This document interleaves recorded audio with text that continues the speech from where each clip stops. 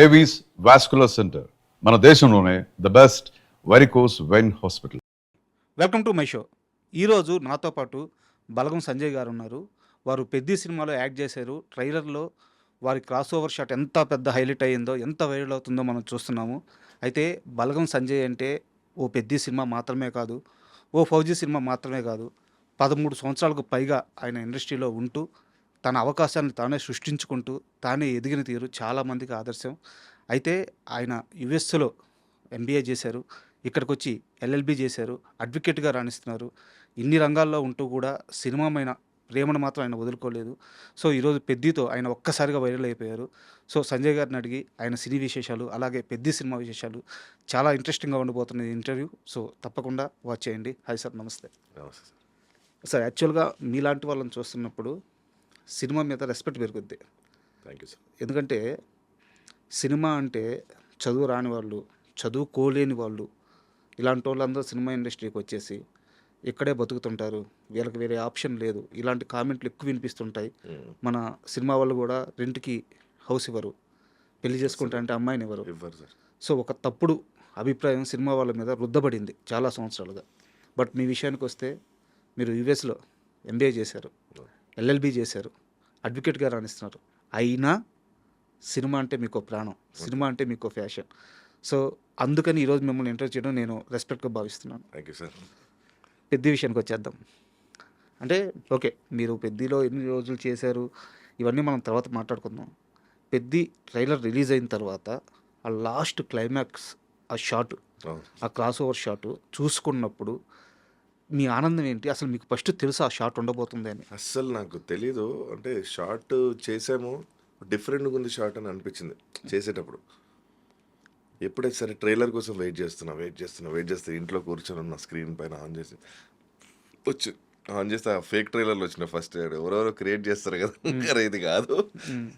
Finally trailer వచ్చింది, చూస్తున్నా మధ్యలో షార్ట్ పడింది, అజయ్ ఘోష్ గారి బ్యాక్ సైడ్ పడింది. అరే సూపర్ క్లోజ్ పడింది, అసలు హ్యాపీ. కట్ చేస్తే లాస్ట్కి ఆ క్రాస్ ఓవర్ షాట్, అబ్బా నేనైతే అంటే యాజ్ అన్ యాక్టర్ నేనే విజిల్ వేసాను ఇంట్లో కూర్చొని. I was just shouting, whistling. అది చాలా అంటే అయిపోయింది అని అనుకున్నాం, టైటిల్ పడింది, ఈ షాట్ వచ్చింది. అంటే మొత్తం ట్రైలర్ మొత్తం మీద హైలైట్ షాట్, హైలైట్ షాట్ అది. మళ్ళీ కట్ చేస్తే మీరు గమనిస్తే ఆ షాటే వేస్తున్నారు, మొత్తం కంటిన్యూ రిపీట్ అవుతుంది. సో హ్యాపీ, అదృష్టం, అది అంతే, లక్. అండ్ మేకింగ్లో ఆ షాటు 2 విధాలా తీసారా? 2 విధాలు తీసారు. Okay.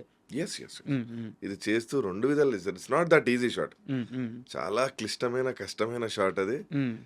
But we have done it perfectly. అంటే ఎక్కువ టేక్స్ నేను తీసుకోలేదు. ఒకవేళ నేను ఎక్కువ, ఎందుకంటే హీరో గారి కాంబినేషన్ కాబట్టి నేను ఎక్కువ టేక్స్ తీసుకుంటే నాకు చాలా నెగిటివ్ అయిపోతుంది అక్కడ. అరే ఎవరు తీసుకొచ్చారు, ఎందుకు ఇట్లా చేస్తలేడు ప్రాపర్గా సింక్. మీరు చూడండి, కరెక్ట్గా సింక్ అవ్వాలి, బాడీ కరెక్ట్. నేను పడ్డం, హీరో గారు రావడము, అండ్ హీరో గారు కూడా నాతో పాటు గాలి ఎగిరారు. సో ఈ సింక్ ఉండాలి, ప్రాపర్ సింక్ లేకపోతే మళ్ళీ షార్ట్ అవుట్ అయిపోతుంది. సో లక్కీగా ఏంటంటే ఎక్కువ టేక్స్ తీసుకోలేదు. అండ్ మీరు అన్నట్టు టూ టైమ్స్ చేశారు. And highest expensive camera use చేసినప్పుడు, సో గుడ్ కెమెరా. అది ఆ కెమెరా పేరు గుర్తొస్తలేదు సార్ నాకు, I don't remember the camera name. It goes like a robot. Okay. Proper timing ఉండాలి. అంటే మనం ఎక్కడైతే పడాలో ఒక మార్క్ వేస్తారు అక్కడే పడాలి. ఓకే. సైడ్కి పడ్డా మళ్ళీ తీస్తారు. సార్ కూడా ఎక్కడికైతే రావాలి అక్కడికి రావాలి, ప్లేస్మెంట్ కరెక్ట్గా, అదే ప్లేస్మెంట్కి రావాలి. ఇంకా ఆప్షన్ లేదు నీకు. ఎందుకంటే కెమెరా ఒక ప్రోగ్రామ్ ఫిక్స్ చేస్తారు కెమెరాకి. అది రోబోలాగా, అది యాక్షన్ అని కొట్టిన ప్లే కొట్టగానే అది రోబోలాగా వెళ్తూ ఉంటుంది అట్లా. సో వాళ్ళు ఎక్కడైతే మార్క్ ఇస్తారో అక్కడే పడాలి, అటు ఇటు అయినా మళ్ళీ చేస్తారు. సో లక్కీగా అది ప్రాపర్ సింక్ అయింది. That's time, it went well. ఎంత టైం పట్టింది ఆ షాట్ మొత్తం తీయడానికి? మేము ఆల్మోస్ట్ 1 డే అయింది సార్. 1 డే మొత్తం ఒక్క shot? Yes, full day shot అది. ఎందుకంటే నీకు ప్రోగ్రామింగ్కే చాలా టైం పట్టిపోతుంది నీకు.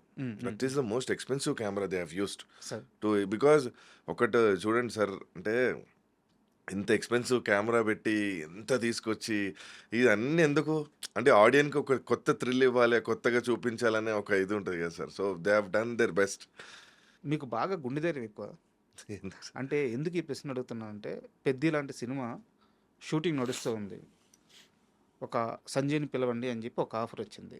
మామూలుగా ఏ నటుడైనా సరే కళ్ళకద్దుకొని ఆ రోల్ని యాక్సెప్ట్ చేసి ఓకే డేట్స్ ఇచ్చేస్తారు. అవును.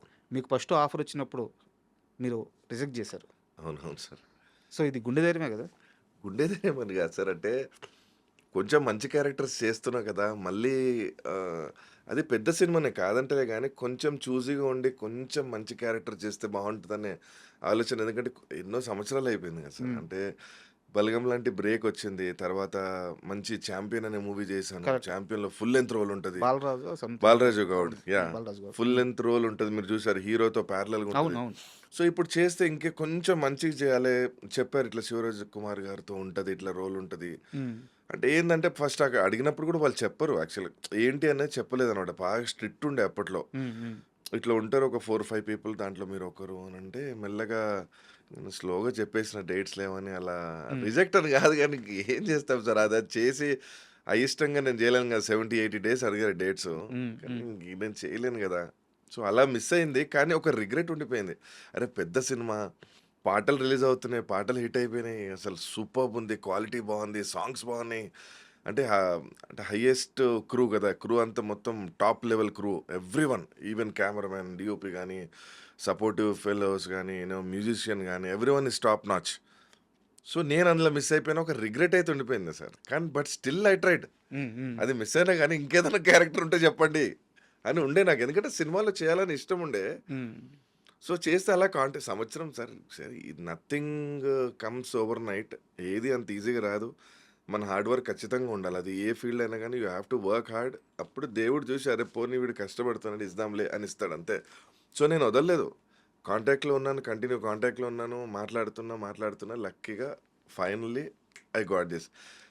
ఇదే ఎందుకు ఈ క్యారెక్టర్ ఎందుకు అది ఎందుకు రిజెక్ట్ చేశారు, దీన్ని ఎందుకు ఇది ఎందుకు అంటే నేను దీని ఎందుకు యాక్సెప్ట్ చేశానంటే I'm doing with hero, opposite to hero, face off ఉంటుంది. Face off. ఇదేంటంటే ఒకటి గుర్తుపెట్టుకోండి సార్. అంటే హీరోతో పాటు చేశాను అంటే మీరు గుంటూరు కారం చూసారు. అందులో నేను మహేష్ బాబు గారితో 1 to 1 ఉంటుంది. అవును. సో ఎప్పుడన్నా కానీ హీరో గారితో చేయడం వల్ల మాకు అడ్వాంటేజ్ అది. ఉమ్, మాకు ఆ ఫేస్ వాల్యూ అనేది పెరుగుతుంది. Because we're doing with hero.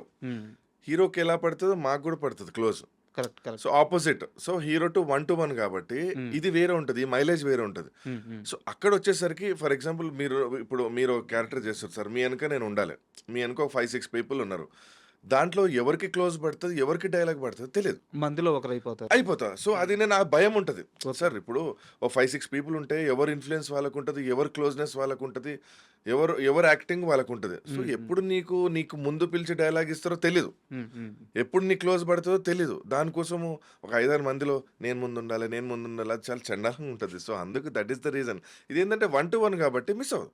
Correct. So ఖచ్చితంగా సో గట్టిగా అనుకున్నా కాబట్టి మళ్ళీ ఆ రోల్ నా దగ్గరికి వచ్చింది. అండ్ పెద్ద విషయం కాస్త పక్కన పెడదాము. ఉయ్యూరు మీది అంతేనా? కరెక్టా?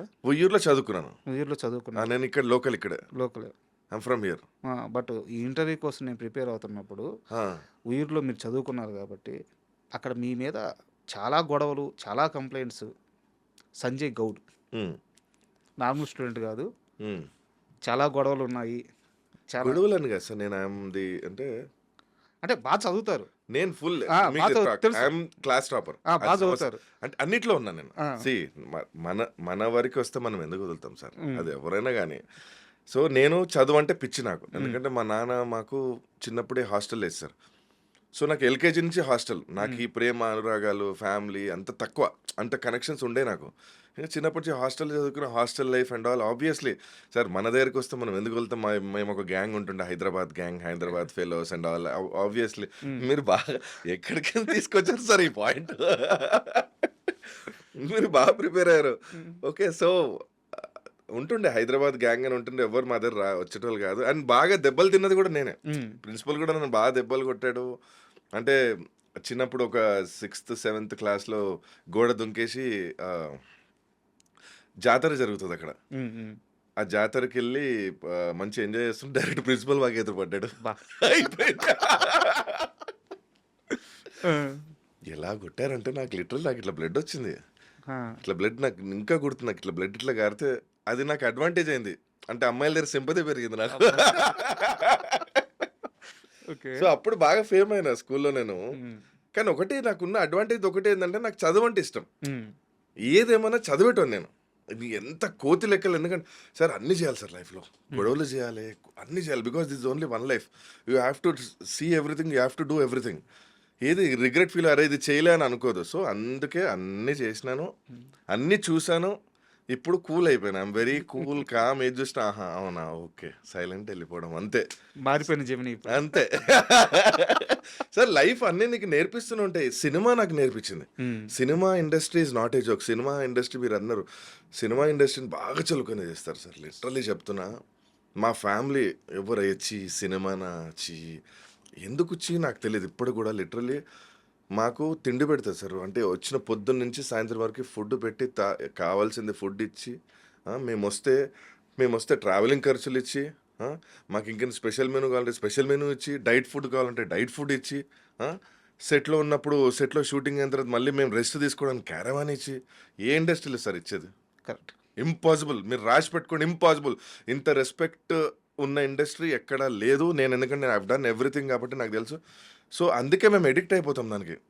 ఇంత కంఫర్ట్, ఇంత రెస్పెక్ట్, అండ్ మాకు ఈ ఫీల్డ్ ఇష్టం సార్. అంటే కెమెరా పడితే మాకు ఒక ఆనందం అంతే. మేకప్ పడిందంటే ఇంకా హ్యాపీ. నాకు ఒక సినిమా ఆఫర్ వస్తే నేను ఫుల్ హ్యాపీ ఫీల్ అవుతా. అది ఎందుకో నాకు లోపల నుంచి వస్తుంది అది. ఒక కేసు వచ్చిన ఏం పెద్ద పట్టించుకోను, కానీ ఒక మూవీ లా కేసు ఏదైనా వచ్చినా కానీ సినిమా ఆఫర్ వస్తే మాత్రం ఆనందం. అది ఎందుకో తెలియదు. సో అది ఒక హ్యాపీనెస్. ఇది సార్ ఇది ఎవరికి చెప్పినా అర్థం కాదు, ఎందుకంటే సినిమా ఇండస్ట్రీ అంటే చులకన సార్. సినిమా ఇండస్ట్రీ అంటే ఒకటి సార్, లైఫ్లో సక్సెస్ ఒకటే మాట్లాడతారు సార్, గుర్తుపెట్టుకోండి. Only success speak. మీరు ఇందాక అన్నారు సార్, మీకు ఇంట్రొడక్షన్ ఇచ్చారు, మీరు చూసారా మీది బాగా వైరల్ అయిందని. That is called success. So only success speaks. Success వచ్చినప్పుడే అరే ఈడు మావాడు, మా తమ్ముడు, నా కొడుకు, మావాడే, మా తాలూకే. బాత్రూంలో కూడా వీడియో కాల్ చేసేటోళ్ళు సార్. ఒకసారి మనకి బలగం పడిన తర్వాత గ్యాప్ ఇచ్చేటోళ్ళు కాదు. But I feel proud of it. అంటే ఏదో ఒక రోజు సాధిస్తాను నేను వదలలేదు కదా సార్. కొట్టా. సినిమా తీసుకొచ్చే రెస్పెక్ట్ అది. అది సినిమా సార్. సినిమా నేను చెప్తున్నా, అడ్వకేట్ నేను చేశా కదా, నేను వేరే.